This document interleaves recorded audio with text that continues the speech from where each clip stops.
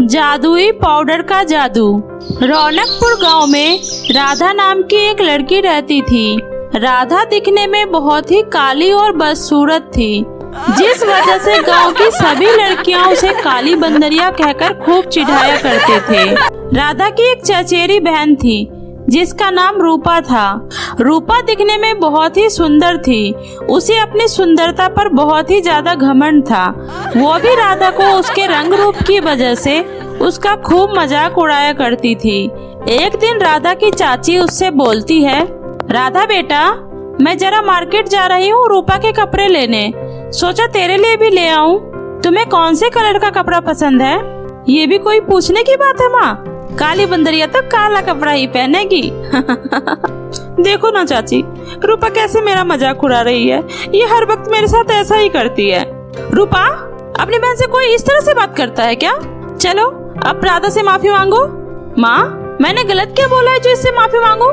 जो सच है मैंने वही बोला है और मैं इसके लिए कोई माफी नहीं मांगूंगी। आई बड़ी। इधर बाहर भी लोग राधा का मजाक उड़ाने का कोई भी मौका नहीं छोड़ते थे। ऐसे ही एक दिन राधा कुछ कुत्तों को रोटी खिला रही थी। तभी उसी गांव की दो लड़कियां साधना और गुंजन वहां आई और बोली, अरे ये देखो कैसे ये काली बंदरिया कुत्तों को रोटी खिला रही है। हाँ बहन, इसे कहते हैं अपने जैसे लोगों के प्रति सहानुभूति रखना। ये बेजुबान जानवर तुम जैसे इंसानों से कई गुना अच्छे हैं। कम से कम ये किसी का दिल तो नहीं दुखाते।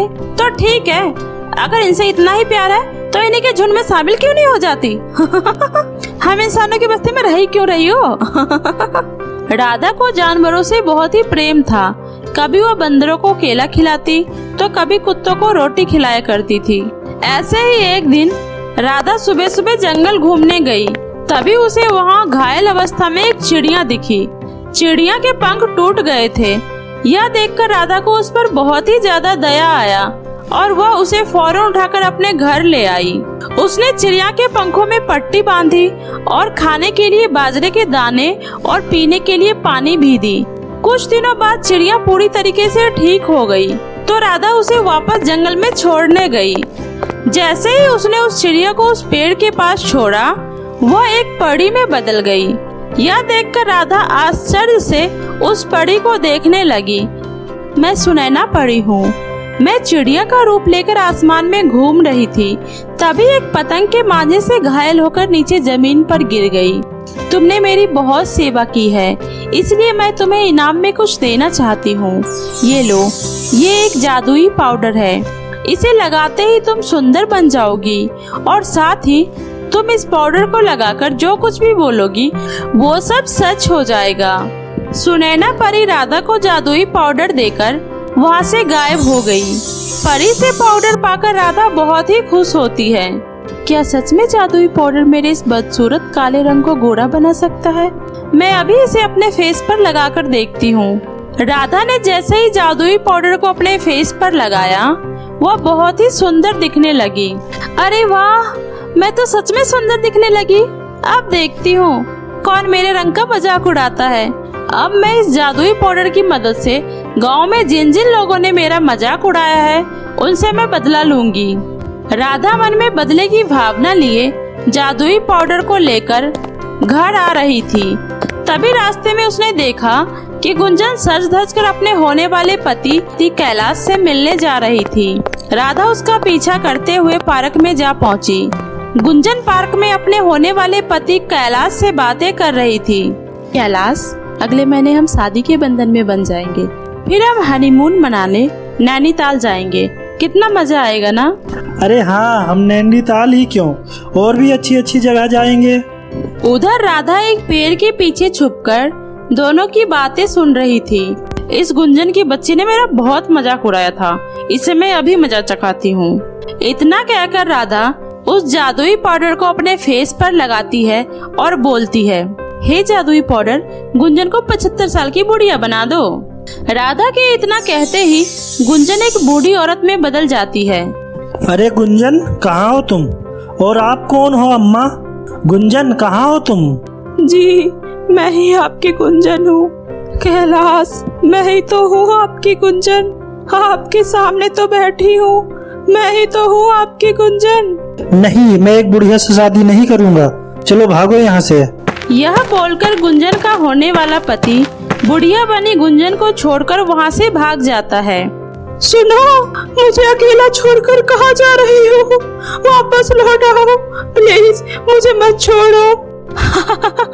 ये हुई ना बात। इस गुंजन की बच्ची को तो सबक सिखा दिया। अब उस साधना की बारी है। फिर राधा साधना को ढूंढते ढूंढते उसके घर पहुंची। साधना घर के हॉल में बैठकर खाना खा रही थी। तभी राधा चुपके से जादुई पाउडर लगाकर बोली, हे जादुई पाउडर, साधना को भी एक बूढ़ी भिखारन बना दो। राधा के इतना बोलते ही साधना एक बूढ़ी भिखारन में बदल जाती है। तभी राधा साधना की माँ को आवाज देते हुए बोलती है, आंटी जी जल्दी बाहर आइए, देखिए ना आपके घर में एक भिखारन घुस आई है और आराम से बैठकर खाना खा रही है। इतने में साधना की माँ कमरे से बाहर आई। अरे ये भिखारन मेरे घर में कैसे घुस आई? चलो भागो यहाँ से। इतना बोलकर साधना की माँ ने साधना को भिखारन समझकर धक्के मारकर उसे घर से निकाल दिया। यह देखकर राधा मन ही मन बहुत ही खुश होती है। अब तो साधना को भी सबक सिखा दी। अब मेरी प्यारी बहन रूपा की बारी है। राधा जब घर आई तो रूपा अपने कमरे में बैठी थी। अरे आ गई तू, कहाँ थी इतनी देर से काली बंदरिया? यह कहते हुए रूपा ने जैसे ही राधा को देखा वह हैरान रह गई। अरे तू, और ये तो इतनी सुंदर कैसे बन गई? बता मुझे। अभी तुझे बताती हूँ, रुको जरा, थोड़ा सब्र करो।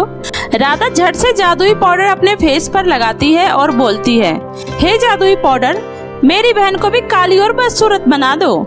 इससे पहले रूपा को समझ पाती वह काली और बदसूरत लड़की में बदल जाती है।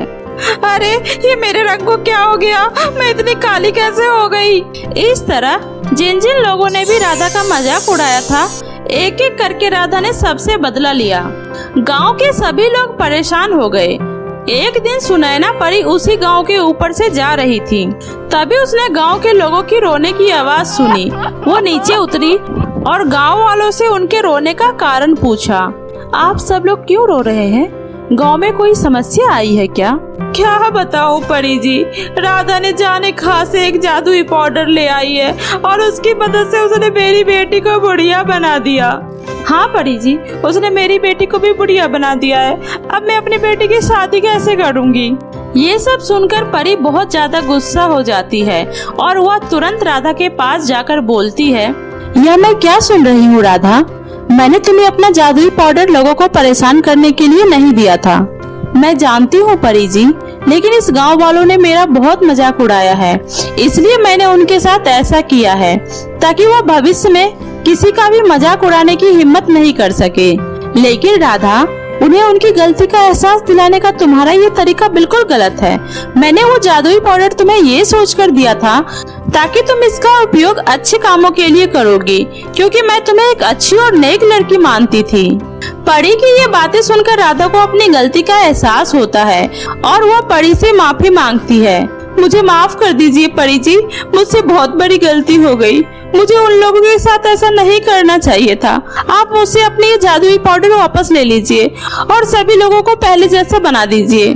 परी अपनी जादुई पाउडर लेते हुए बोली, तुम्हें अपनी गलती का एहसास हो गया है, यह जानकर मुझे बहुत अच्छा लगा, लेकिन मैं तुम्हारे रंग रूप को नहीं बदलूंगी। तुम अभी जैसी हो हमेशा वैसी ही रहोगी।